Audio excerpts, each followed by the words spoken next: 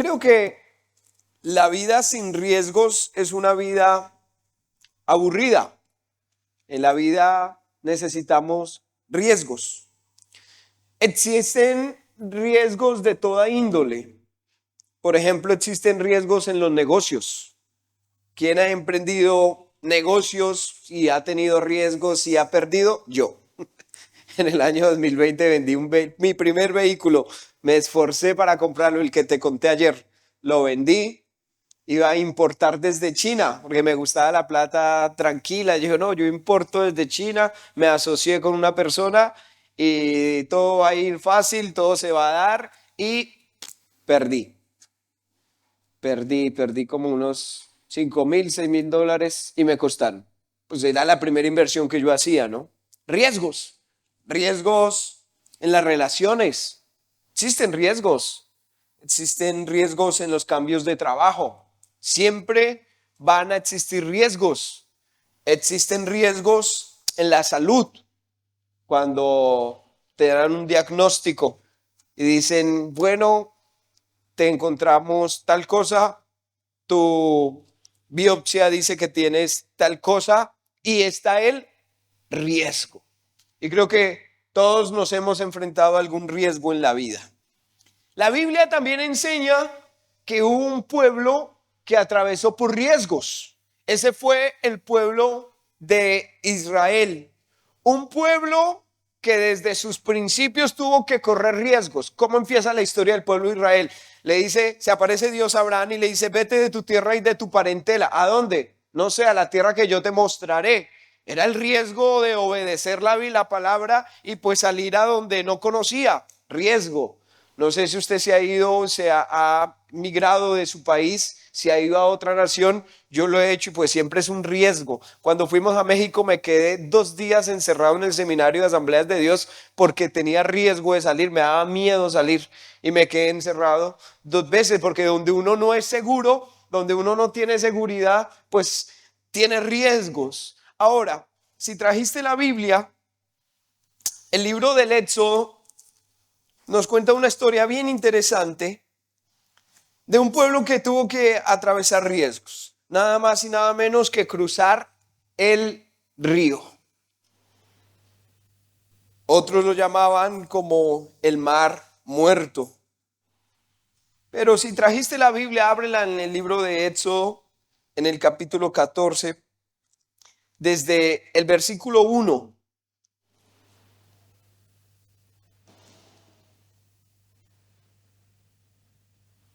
Y podamos reflexionar en algunos de los beneficios que tenemos las personas que tenemos riesgo, pero que vamos o que emprendemos o que conquistamos con la ayuda de Dios. Sin duda alguna, los riesgos existen para algo y los riesgos existen para demostrarnos que podemos conquistar en Dios, que podemos avanzar en Dios, que no nos va a quedar grande las cosas, las promesas, los proyectos que nacen en el corazón de Dios. Primer cosa o primer principio, como tú lo entiendas, primer beneficio, primer secreto de el cómo nosotros podemos emprender en Dios. El versículo 1 habla acerca de algo que si todos aplicáramos nos evitaríamos tantos dolores de cabeza. Y es muy sencillo, comienza, habló Jehová a Moisés. ¿Qué crees tú que es el primer beneficio, primer secreto, el primer principio que necesitamos las personas que queremos o que queremos emprender en Dios?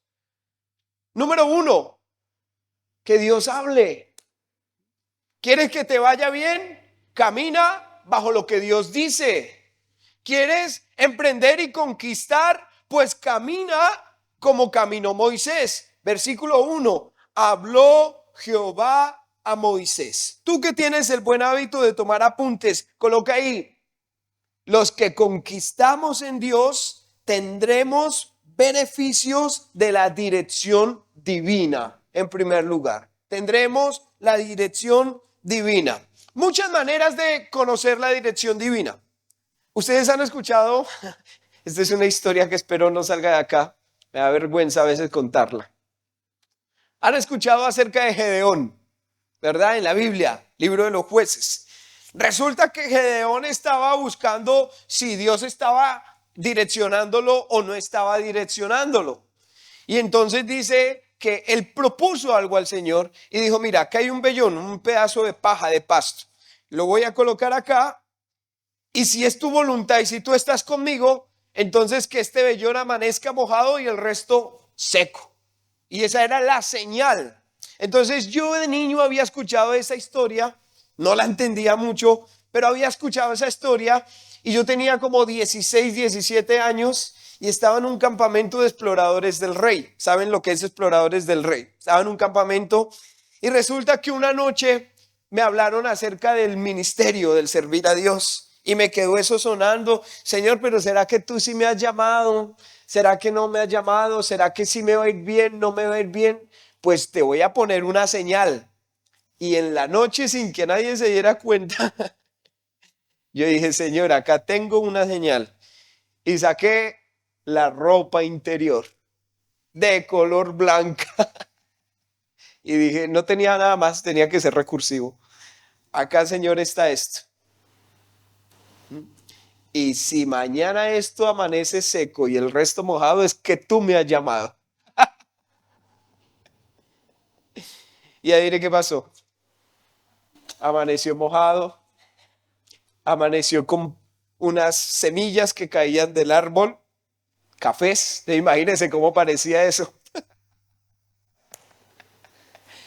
A veces queremos buscar la dirección de Dios y pensamos que todo lo que estaba en la Biblia nos tiene que pasar exactamente. Señor, yo te sirvo si el cielo se abre y como le pasó a Jesús y dice, tú eres mi hijo amado, en ti tengo complacencia. Y eso no va a pasar así. Dios muchas veces no nos va a hablar así, pero sin duda alguna necesitamos buscar la dirección divina cada vez que vamos a emprender algo. No podemos ser personas que caminan sin la voluntad de Dios. No podemos ser personas que caminan sin la seguridad de que Dios los mandó a hacer las cosas que les mandó a hacer. Ahora, hay cosas en las cuales nosotros no tenemos que pedir dirección divina. ¿Cómo así? Sí, por ejemplo, hay personas que yo les digo, bueno, hermanos, usted va a ser un líder de un grupo pequeño. Ay, pastor, déjeme orar a ver si es la voluntad de Dios. La voluntad de Dios es que seas un líder. Hermano, ¿cuándo se va a bautizar? Pastor, estoy orando a ver si es la voluntad de Dios. La voluntad de Dios es que te bautices. Para los casados, ¿cuántos casados? ¿Cuántas personas que de pronto no se han casado y dicen, bueno, y llevan 10, 20 años, ¿cuándo se va a casar usted con su esposa? Estoy orando a ver si después de 20 años sí es. Hay cosas por las cuales no hay que orar. Hay cosas por las cuales no se debe orar porque es que Dios ya las estipuló en la palabra. Entonces, cuando Dios algo estipuló en la palabra, lo que debemos hacer, los que queremos conquistar en Él, es hacer caso.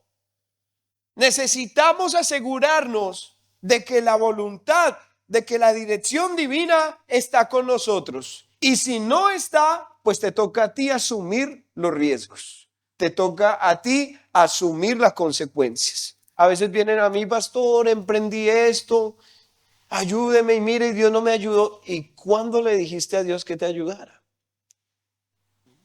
A veces pensamos de que Dios tiene la obligación de bendecir todo lo que le pedimos.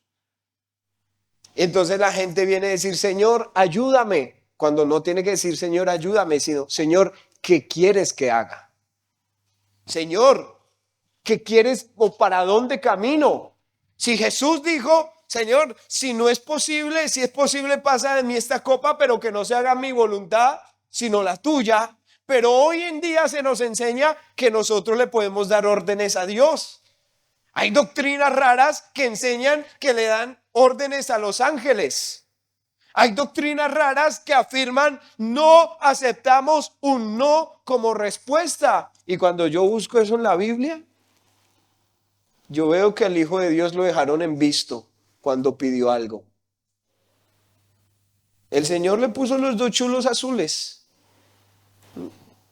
a su hijo. Y si se lo puso a su hijo, ¿por qué no a usted y a mí, que somos unos simples mortales? Tenemos que, cuando emprendamos, tenemos que contar con la dirección divina en todo lo que hagamos. Ahora, esa dirección divina muchas veces no nos va a llevar a cosas lógicas. Versículo 1. Habló Jehová a Moisés diciendo: di a los hijos de Israel que den la vuelta, que acampen delante de Pihairot, entre Migdol y el mar, hacia Baal Zephón. Delante de él acamparéis junto al mar, porque Faraón dirá a los hijos de Israel: están encerrados en la tierra, el desierto los ha encerrado, y yo endureceré el corazón de Faraón para que él los siga, y seré glorificado en Faraón y en todo su ejército, y sabrán los egipcios que yo soy Jehová. Y ellos lo hicieron así. Y fue dado aviso al rey de Egipto que el pueblo huía. El corazón de Faraón y de sus siervos se volvió contra el pueblo y dijeron: pero ¿cómo hemos hecho esto de haber dejado ir a Israel para que no nos sirva? Y entonces alistó su carro y tomó consigo su pueblo, y tomó 600 carros escogidos y todos los carros de Egipto y los capitanes sobre ellos. Y endureció Jehová el corazón de Faraón, rey de Egipto, y él los siguió a los hijos de Israel. Pero había una cosa: los hijos de Israel habían salido con mano poderosa. Y lo mismo pasa cuando nosotros salimos bajo la dirección de Dios, cuando andamos bajo la guianza de Dios, cuando andamos bajo el camino de Dios. Los hijos de Dios salimos con mano poderosa. Se van a presentar riesgos, se van a presentar problemas, pero acá aparece la segunda cosa. El segundo beneficio que vamos a tener cuando emprendemos y cuando conquistamos en Dios es que los que conquistamos en Dios tendremos promesas. Imagínese usted la historia. Estaba el pueblo de Israel, salió a pie, no tenían caballos, no tenían carros, se enfrentaban a un mar. Muy probablemente ninguno de ellos había conocido el mar, eran esclavos. Habían conocido el río Nilo, el mar.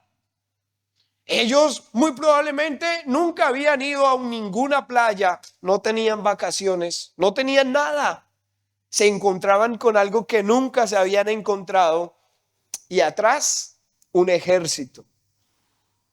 No sabemos cuánta gente salió detrás. El ejército del imperio egipcio en todo su esplendor detrás de ellos. En ese momento dice el versículo 10 que cuando el faraón se hubo acercado, los hijos de Israel alzaron sus ojos. He aquí que los egipcios venían tras ellos, por lo que los hijos de Israel temieron en gran manera. Y es normal el temor, es normal. ¿Quién no ha sentido miedo alguna vez en su vida? Hay miedo. En el 2020 yo pasé el miedo más grande de mi vida. A mi mamá le diagnostican un cáncer en su seno. Entonces, cuando uno se entera, yo, Dios mío, el susto. El primer diagnóstico, no, es que mire, tengo algo ahí. Entonces la mente de uno comienza a volar y a imaginarse cosas. Yo me imaginé sin mi mamá. No, se me murió mi mami. ¿Y ahora yo qué hago? Y mi papá, y me comienzo a imaginar la vida. Porque el miedo es humano, es una sensación humana. Ellos tuvieron miedo. Quizás tú estás atravesando por situaciones que te dan miedo, que te atemorizan. Pero en ese momento, dice la Biblia, que temieron en gran manera y clamaron a Jehová y dijeron a Moisés: Moisés, ¿acaso no había sepulcros en Egipto que nos has sacado para que muramos en el desierto? Dos opciones en el miedo. Una, renegar. Una, ¿por qué a mí? ¿Por qué me estás haciendo pasar por esto? ¿Acaso yo no te sirvo? Esa era mi opción. ¿Acaso yo no predico? ¿Acaso no he orado por muchos y tú los has guardado? Renegar. Lo mismo hicieron acá. ¿No había sepulcros en Egipto que nos has sacado para que muramos? ¿Por qué has hecho así con nosotros, que nos has sacado de Egipto? ¿No es esto lo que te habíamos hablado en Egipto, diciendo, déjanos servir a los egipcios?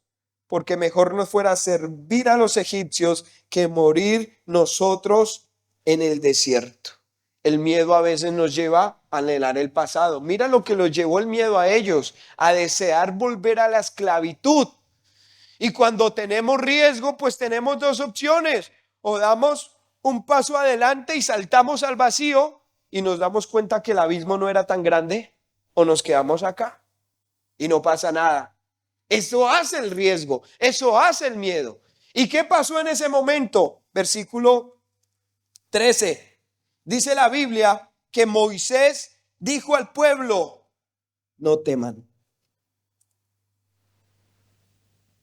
Y cuando interpretamos este texto, podemos aferrarnos a esa palabra tan sencilla. ¿Tienes miedo?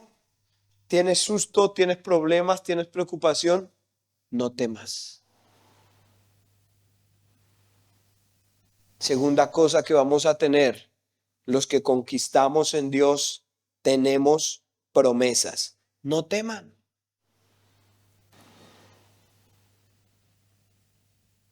Estén firmes. Vean la salvación que Jehová hará con ustedes, porque los egipcios que hoy han visto, nunca más para siempre los verán. Y otra promesa, Jehová peleará por ustedes y vosotros o ustedes estarán tranquilos. No teman. A veces decimos, Señor, pero ¿dónde consigo promesas? Le das promesa a fulanito, a perencejo, a no sé quiéncito, y a mí no me das promesas. ¿Por qué? ¿Tú no me amas? ¿Yo no te importo? Cuando no nos damos cuenta que las promesas ya están escritas, más de 30,000 promesas, y he traído algunas. Deuteronomio 31:8, mira lo que dice: Jehová va delante de ti, Él estará contigo, Él no te dejará, Él no te desamparará, no temas ni te intimides. Dígame, promesas. Josué 1:5, nadie te podrá hacer frente en todos los días de tu vida. Como estuve con Moisés, estaré contigo, no te dejaré y no te desampararé. Josué 6:23, pero Jehová le dijo, pasa a ti, no tengas temor, no morirás. Quizás es para alguien. Salmo 27:1, Jehová es mi luz y mi salvación, ¿de quién temeré? Jehová es la fortaleza de mi vida, ¿de quién he de temorizarme? Salmo 27:3, aunque un ejército acampe contra mí, no temerá mi corazón, aunque contra mí se levante guerra, yo estaré confiado. Y acá hay una que a mí me encanta. Hubiera yo desmayado si no creyese que veré la bondad de Jehová en la tierra de los vivientes. Mi mamá se enferma,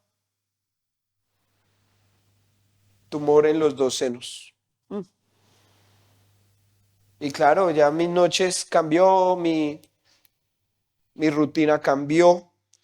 Yo ya no vivía para salir, ya no salía a predicar a ningún lado, solo iba a la iglesia puntualmente y mi vida cambia en torno a mi mamá. Y claro, todas las noches yo me iba a orar encerrados en la pandemia porque le comenzó eso en esos momentos. Y toda la noche yo me iba a orar, pero nunca me quejé. Nunca. Yo ya había reconocido desde muy niño, desde muy joven, que si vivimos para Él vivimos y si morimos para Él morimos. Pero mi esperanza estaba en que Él podía poner su mano. El miedo llegó, yo no lloro, yo soy un hombre que difícilmente llora. ¿Sí? Tiene que pasar algo muy fuerte y solo lo que me hace llorar son los temas de mi mamá. No lloro por las otras cosas. A veces le digo, Señor, yo quiero llorar más y no sé por qué yo no puedo llorar. ayúdeme a orar por mí para ver si yo lloro algún día. Y en esos momentos yo recordé una canción que me daba paz y tranquilidad.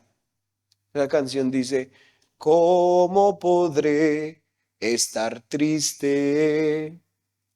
¿Cómo entre sombras ir? ¿Cómo sentirme solo? Y yo cantaba y cantaba y cantaba. Y en el dolor vivir. Si Cristo es mi consuelo, mi ayuda siempre fiel. Si aún las aves tienen seguro asilo en él. Por eso yo canto alegre, porque yo soy feliz.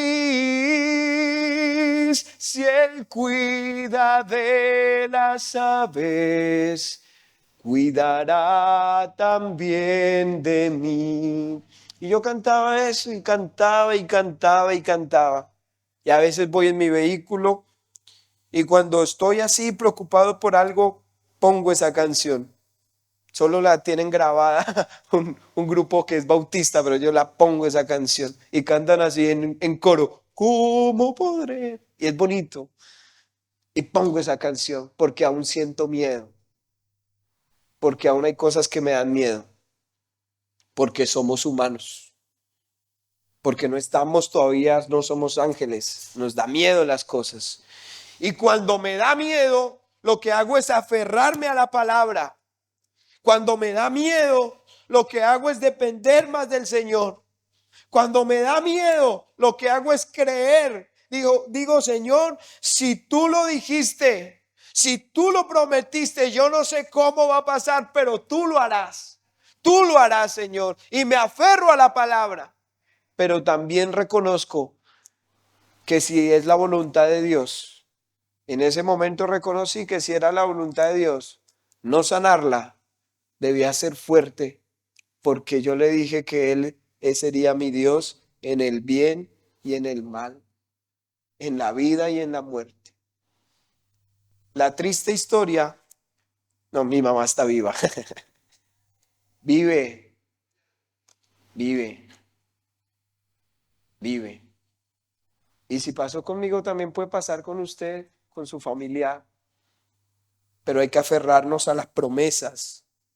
Y cuando uno se aferra a las promesas del Señor, en ese momento, dice la Biblia, en el versículo 12, me fui a Éxodo, aquí estoy. Versículo 12 no. Versículo 15. Entonces Jehová dijo a Moisés, Moisés, ¿por qué clamas a mí? Es la única vez que yo veo a alguien que Dios lo regaña por orar.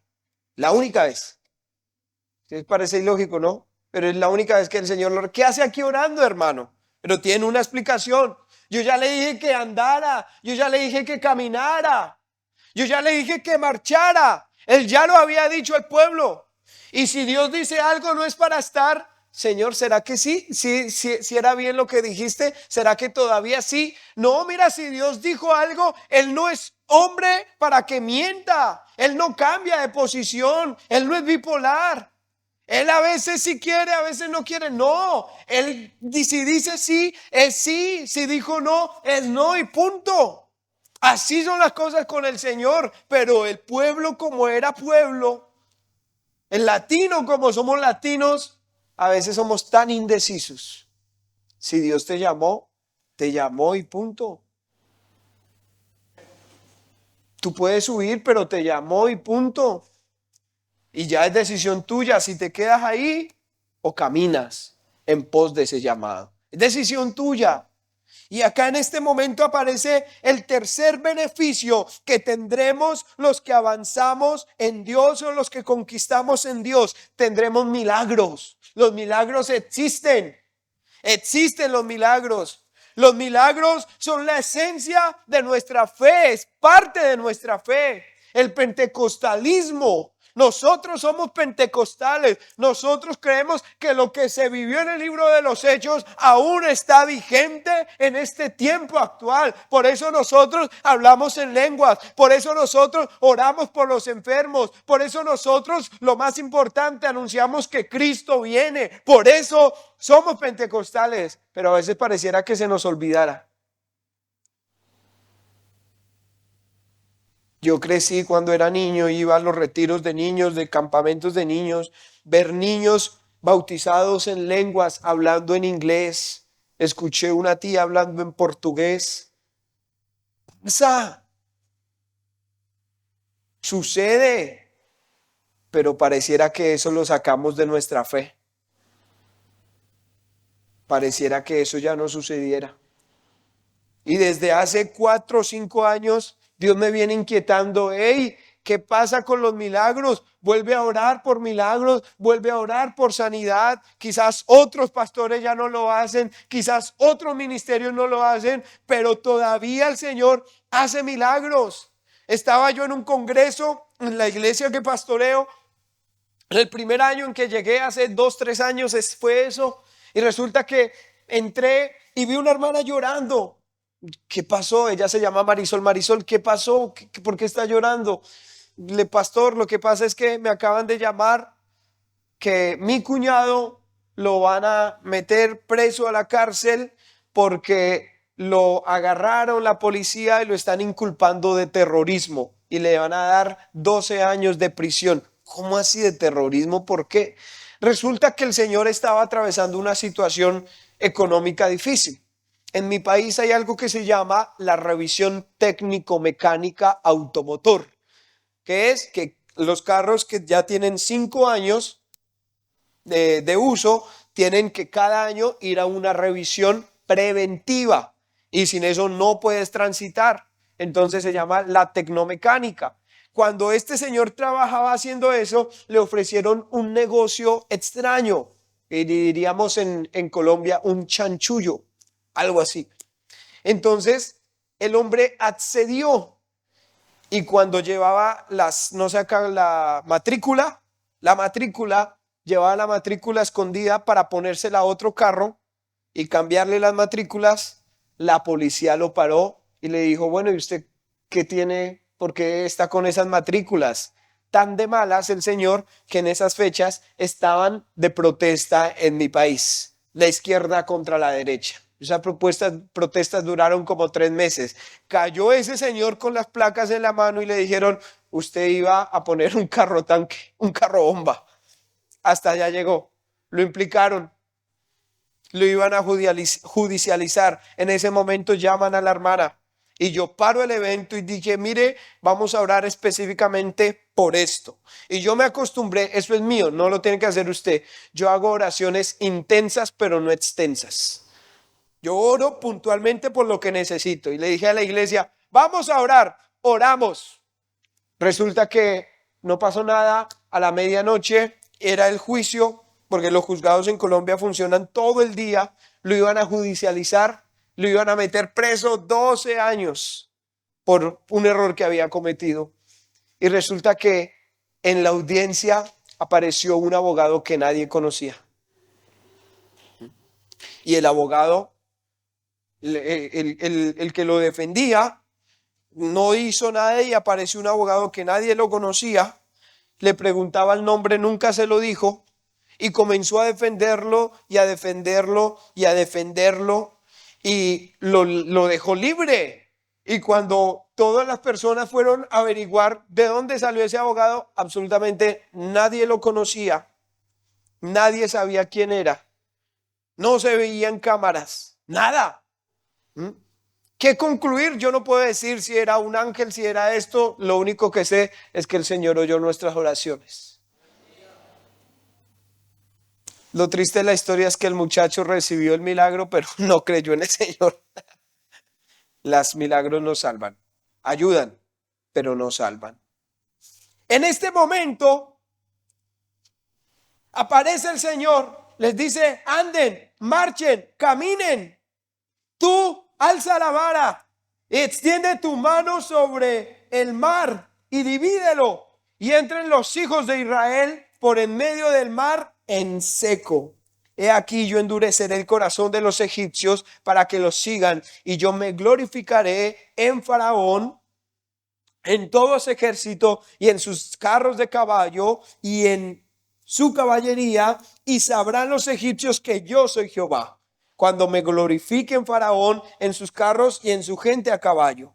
Iba el ángel de Dios que iba delante del campamento de Israel, se apartó e iba en pos de ellos, y asimismo la columna de nube que iba delante de ellos se apartó y se puso a sus espaldas. Caminaba el campamento, el pueblo de Dios, con el ángel del Señor adelante, la columna atrás, iba protegiéndolos, iba guardándolo. Comenzaron a pasar las cosas sobrenaturales. En ese momento, dice la Biblia, en el versículo 21, y extendió Moisés su mano sobre el mar, e hizo Jehová que el mar se retirase por recio viento oriental toda aquella noche.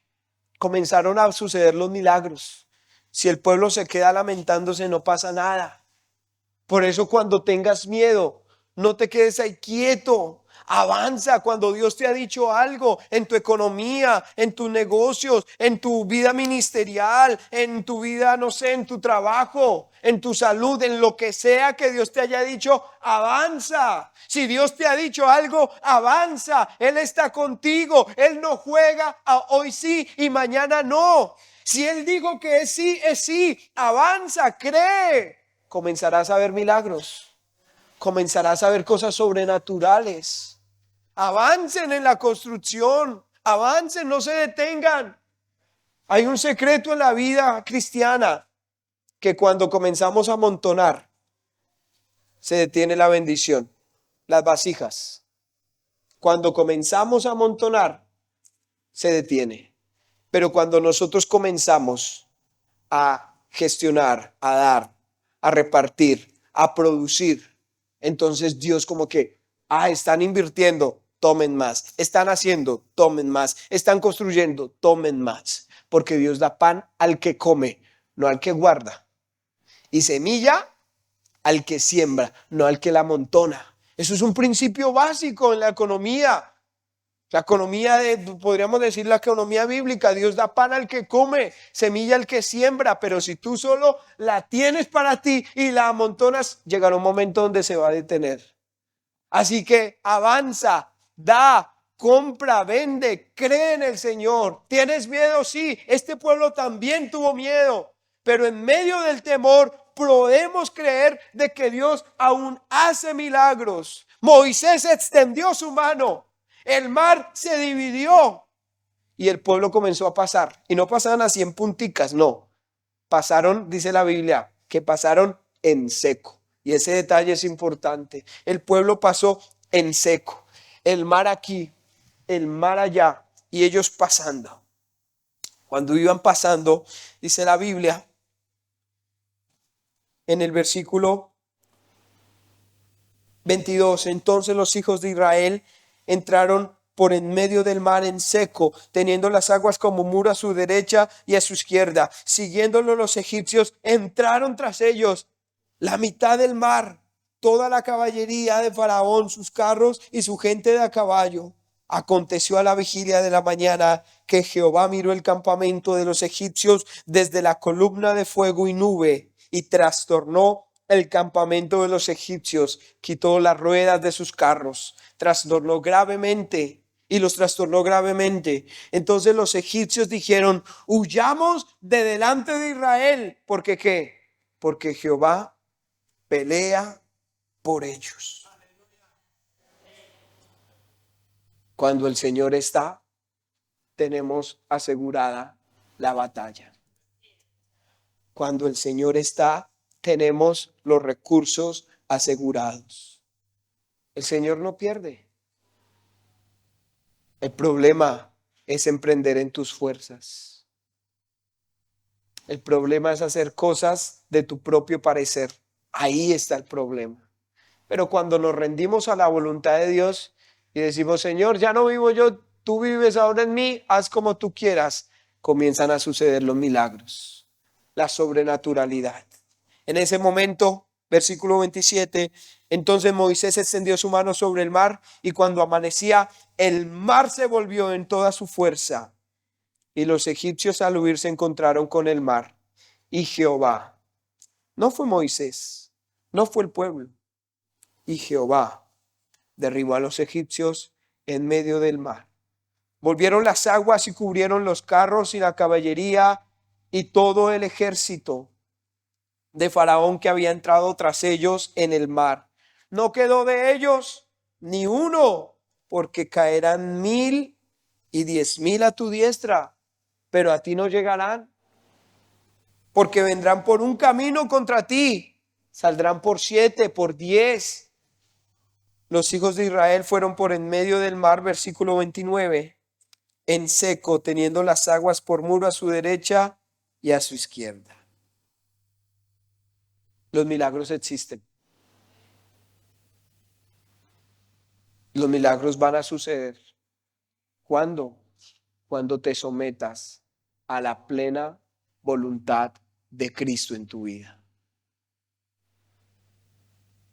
Él quiere hacer milagros, pero necesita que nosotros nos sometamos plenamente, no un poquito, plenamente a la voluntad de Cristo. Ya hemos visto 3 beneficios, nos falta uno. El primero de ellos, el primer beneficio de los que conquistan en Dios. Dirección divina. Muy bien. Number 2, porque como acá ustedes hablan guaraní, yo macheteo el inglés. También soy bilingüe. No, mentira. Algún día predicaré en inglés. Número 2. Promesas. Excelente. Número 3. Milagros. Ay, no, pero no les ayuden. Dirección divina, promesas, milagros. Esta última me encanta. Dice la Biblia en el versículo 30 y 31. Así salvó Jehová aquel día a Israel de mano de los egipcios. E Israel vio a los egipcios muertos a la orilla del mar. Y vio Israel aquel día, aquel grande hecho que Jehová ejecutó contra los egipcios. Y el pueblo temió a Jehová y creyeron a Jehová y a Moisés, su siervo. Uno de los beneficios de conquistar en Dios que nos arroja el texto que estudiamos es que los que conquistamos en Dios tendremos algo que contar a nuestras generaciones. Y eso sí que es importante. Yo me imagino a Moisés contándole quizás a sus nietos: mijito, y así fue como el Señor abrió el mar. Esa noche de tal día, en tal momento, teníamos miedo, teníamos impaciencia, frustración, pero el Señor me dijo que camináramos y cuando entramos al mar, el Señor dividió el mar contando las victorias que había tenido en Dios. Pero si tú no haces nada, si no emprendes, si no conquistas, ¿qué vas a contar? Reflexiona por un momento. Si te mueres hoy, ¿qué dirían tus hijos de ti? ¿Qué diría el mundo de ti? La sociedad de ti. Oh, sí, fue un buen hombre. Ay, no, sí. Pero, ¿qué diría tu esposa de ti? Sí, me quiso a mí, también quiso a otras 10, pero yo fui la primera. ¿Qué diría? ¿Qué dirían tus nietos? Tenemos que dejar una historia que contar. ¿Qué vas a contar? ¿Qué diría tu lápida?